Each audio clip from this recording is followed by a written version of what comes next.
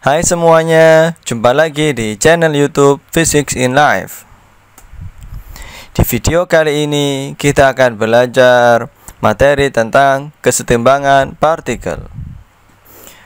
Oke, langsung saja.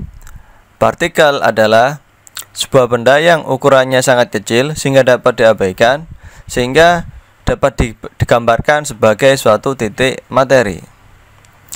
Suatu partikel dikatakan dalam keadaan yang setimbang apabila resultan gaya yang bekerja pada partikel tersebut sama dengan 0. Nah, karena kita tahu gaya-gaya itu ada yang searah sumbu X, ada yang searah sumbu Y, sehingga perumusannya menjadi sigma Fx sama dengan 0, atau resultan gaya pada sumbu X sama dengan 0 dan sigma Fy sama dengan 0, atau resultan gaya pada sumbu Y sama dengan 0. Nah, berikut ini adalah sebuah gambar. Ada sebuah tali, tiga buah tali ya, 3 buah tali diikat jadi satu sehingga membentuk huruf Y. Nah, ini titik pertemuannya ketiga tali itu.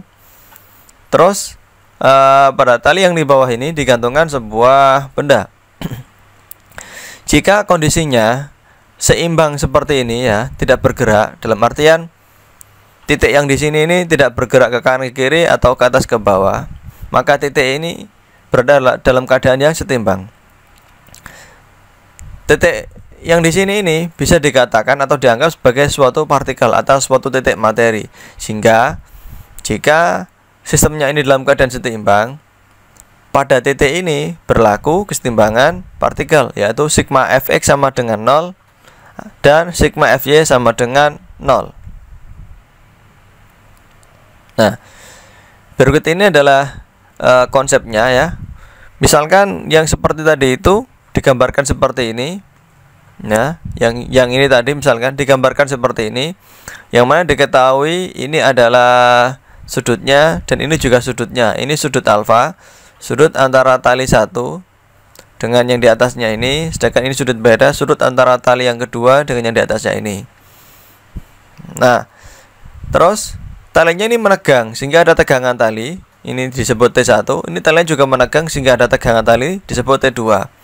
Nah, sesuai dengan konsep matematika, sudut yang di sini, sudut alfa ini, itu besarnya sama dengan sudut yang di sini. Jadi aslinya sudut alfa dan beta yang ada di bawah ini tidak ada, tapi sesuai dengan konsep matematika, sudut-sudut yang berseberangan itu kan nilainya sama.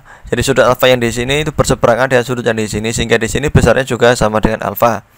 Begitupun pula dengan sudut yang di sini.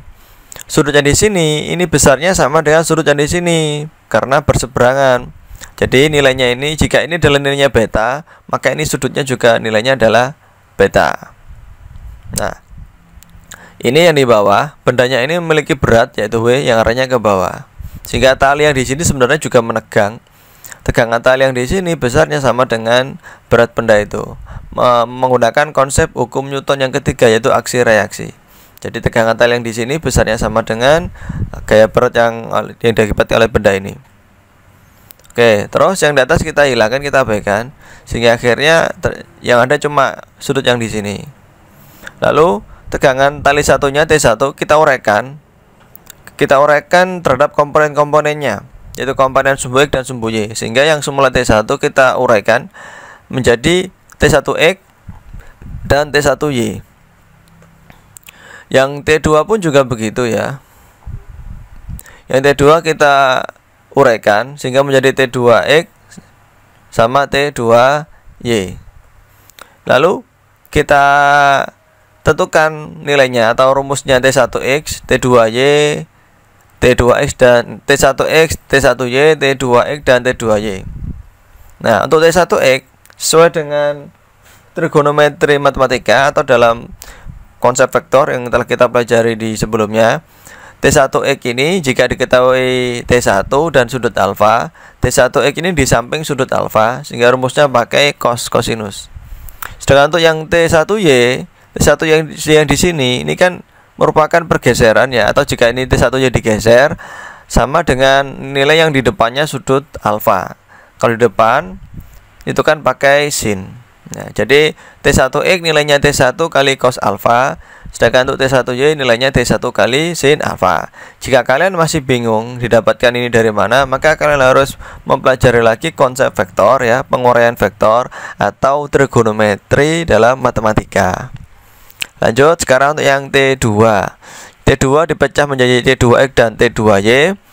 Untuk yang T2X karena di samping sudut maka pakai cos beta.